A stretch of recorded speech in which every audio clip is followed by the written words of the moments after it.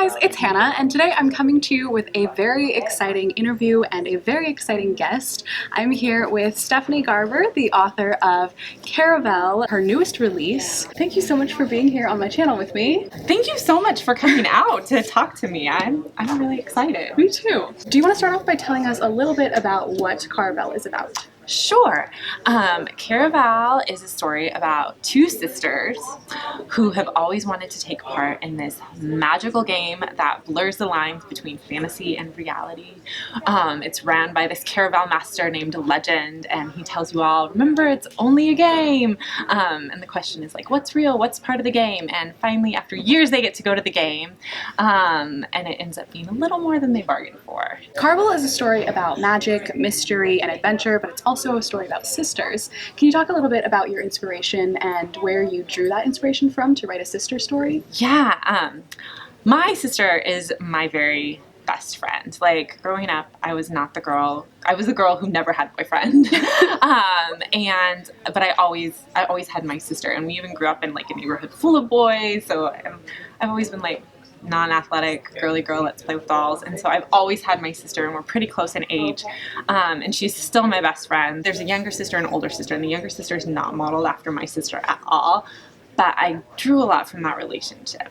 And it was the first time like in my writing where I was like, okay, I'm gonna be more vulnerable than I'm comfortable with. So I pulled like a lot of the emotions for like how I feel about my sister and how I feel about that relationship, and how I did when I was younger. Like, I was definitely like in high school, like ridiculously overprotective. So I pulled a lot of like, you know, what used to be. And so I definitely, even though it's not our relationship, I pulled a lot of the emotions from that. So that's what I poured into that for the story. It's really evident in the story too. Like, you can tell how much the relationship means and how important it is to like the whole plot and everything. And it's just, being an older sister myself too, I totally understand that.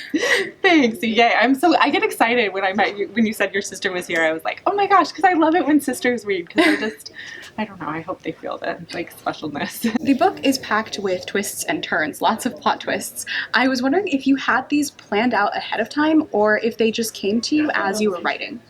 That is a really good question. So so the game, like, they're searching for like the winner of the game. It's like you win a wish.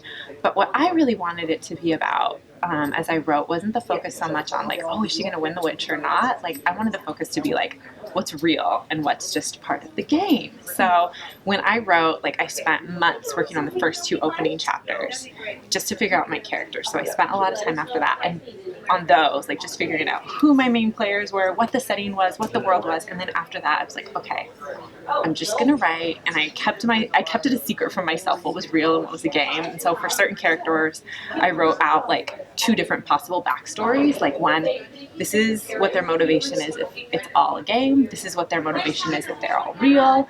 And so I wrote with like two possibilities in mind. So I was like trying to figure it out like as I wrote. So it kept me motivated because I was like, I need to know what's real and what's part of the game. And then so for most of the book I wrote that way. And then it got to a certain point where it's like, okay, I need to figure this out, because otherwise, you know, it'll go on forever. Yeah. So, but yeah, I plotted it out in the sense where it's like with two different possibilities. So I had two different things in mind, but I really didn't. And I didn't know where it was going to go or how it was going to end for most of it. Because I really wanted, one of the favorite pieces of writing advice someone gave me was like, you need to make it possible for your characters to fail.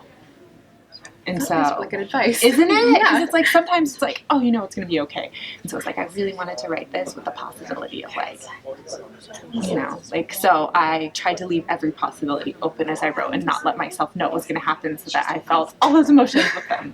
Caraval has a very like distinct style to it and everything. So I was wondering if there were any books that you drew inspiration from to write this book. Ooh, you know, that's a really good question. I think my biggest inspiration when I started writing was actually like a movie rather than books. Like, I have authors that I really admire, but I had been playing around with this idea for like a year and a half, and at first I was thinking like, oh, I wanted it to be like medieval, and then I was like, what? No. And then I was one day watching The Great Gatsby, the new one by Baz Luhrmann, which is so bright and colorful. I knew I wanted something that felt big like that, with like so many colors and brightness, and I was like, that was like one of the big inspirations, like that was how I wanted it to feel. And then I think as I was writing, I was reading a lot of books by like Maggie Stiefvater, and her writing is so beautiful. And I was like, I think, you know, it fits for this book, like, because it is third person, I can spend a little more time,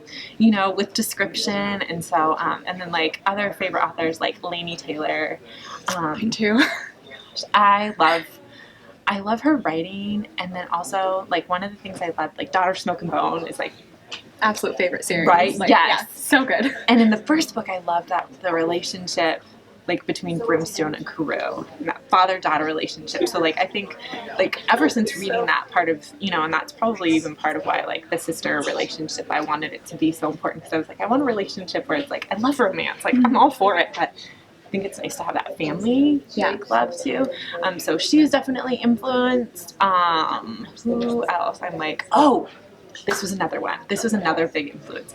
Have you read Mary E. Pearson's books? Yes, I've actually interviewed her too. Oh, yeah. Isn't she the nicest person? She is. She's so sweet. She's so sweet. I had read Kiss of Deception before I started this, and I loved, for anyone who's, like, not familiar with it, you know, like, it's a princess runs away on the eve of her wedding, and then she ends up meeting an assassin sent to kill her, and the prince who's going to marry, and you don't know who's who. Yeah. And I loved that. I loved that question. And so I think, like, as I was brainstorming Caraval, it was like, I wanted the question of, like, oh my gosh, who can you trust? Who can you not trust? Because that book, like, every chapter, I was, like, constantly like, I trust him. No, I trust him. No, I don't trust either of them. Like, and so I wanted to, so that was definitely, that book was a huge influence. And just, like, thinking about, like, the points of tension for this book, because I've read that book, like, so many times. So definitely those were probably my big influences as I was writing. Those are all fantastic books. I highly recommend all of them, and I have before, so. Yeah.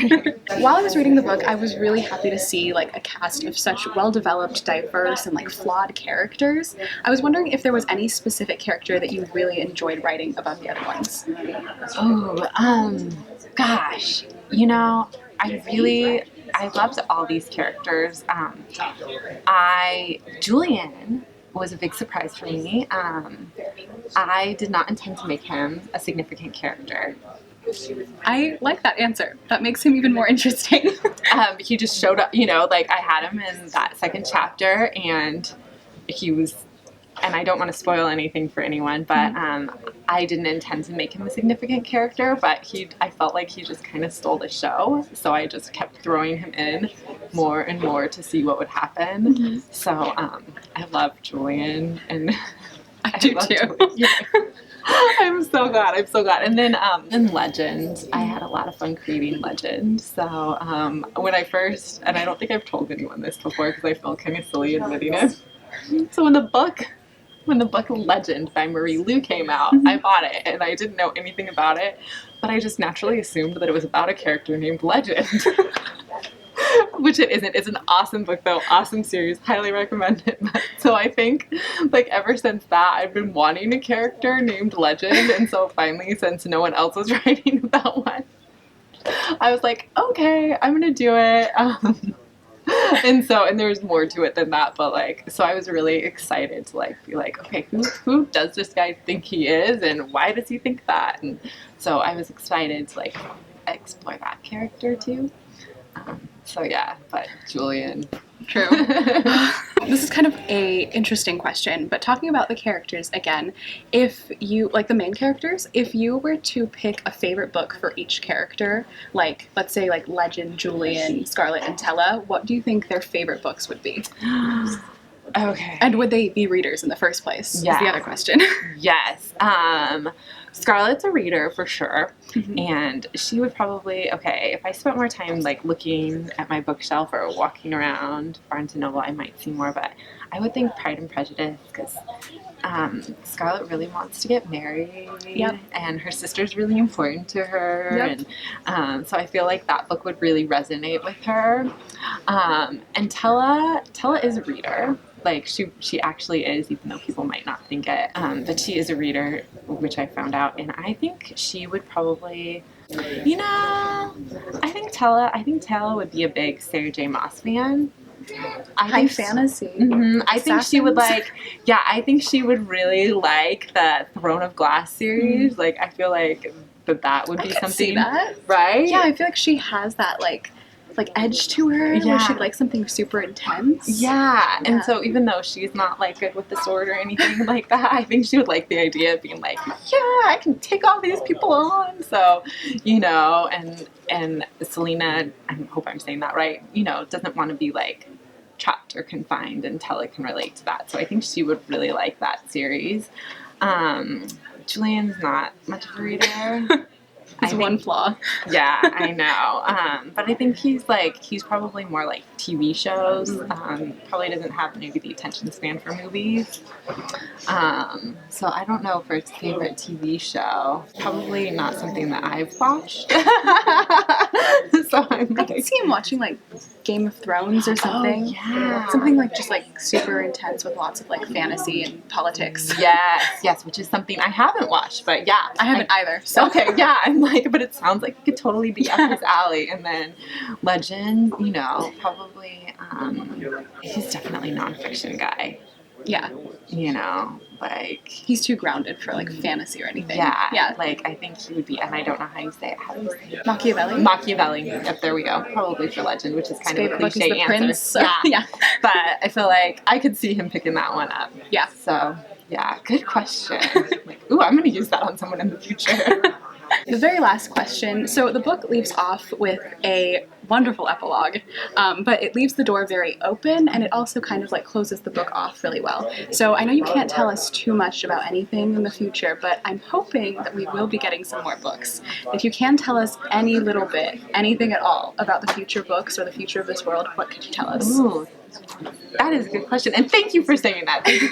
That was not the original epilogue, I'll tell you that. Really? Yes. Mm-hmm. It changed after it sold. And that's really interesting. Yeah.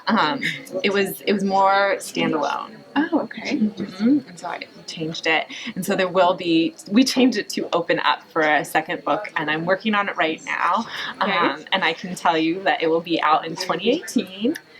Okay, not too far. And I wish I could tell you more about it, but I'm in the process of working on it. And I think I can tell you that it will be from a different character's perspective.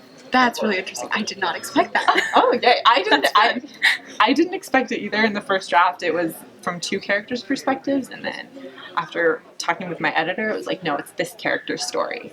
So it cut out the other point of view, and it's just the one perspective. That's really exciting. Yeah, I'm glad you think so. Alright guys, so that is it for my interview with Stephanie Garber. Thank you so much for being on my channel. This was so much fun to talk about this book. Caraval is out now, so definitely go get your hands on a copy of this book. I already have a review for it. I really, really enjoyed this book. I highly recommend it. Thank you guys so much for watching this video. Thank you so much to Stephanie for being here, and I will see you guys in my next video. Bye!